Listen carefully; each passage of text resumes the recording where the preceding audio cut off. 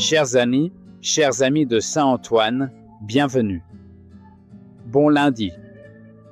Mais nous vous parlons encore depuis dimanche, depuis Tor Vergata, avec encore beaucoup de monde autour de nous en train de prier, de nombreux jeunes, plus d'1 million, qui prient avec le pape Léon, et dans le cadre de ce jubilé des jeunes, c'est ainsi que cela s'est passé. Maintenant, les parapluies sont ouverts pour le soleil, pas pour la pluie que les pèlerins ont essuyée cette nuit. Mais tout cela reste secondaire par rapport à la joie d'être ici, d'écouter aussi les paroles de Jésus dans l'Évangile, dans les lectures, dans la parole de Dieu, ainsi que le commentaire, l'homélie du pape Léon, qui est d'abord passé par de nombreux secteurs où il a pu nous rejoindre avec la Papa Mobile. Il est passé en bénissant, en saluant joyeusement, lui aussi ému, bénissant les pèlerins venus ici pour le rencontrer et pour vivre avec lui la beauté de la foi.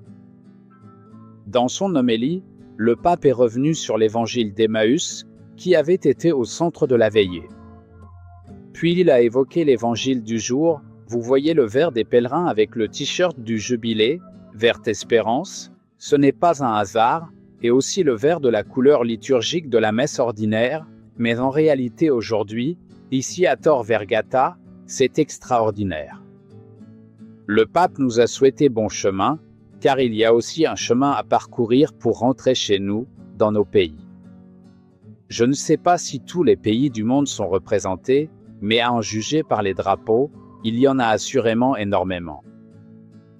Et il nous a souhaité de ne pas nous arrêter aux réponses secondaires, de ne pas nous limiter seulement à la richesse, au divertissement, à l'eau, à la nourriture, mais d'aller à la source, d'aller vers celui qui les a créés.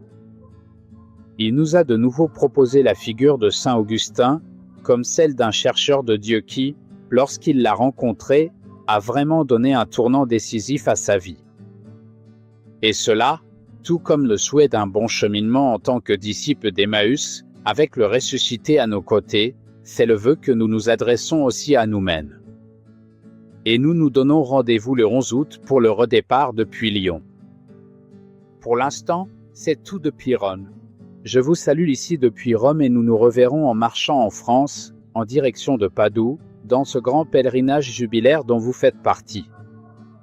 À Lyon, en route avec Saint Antoine. Regarde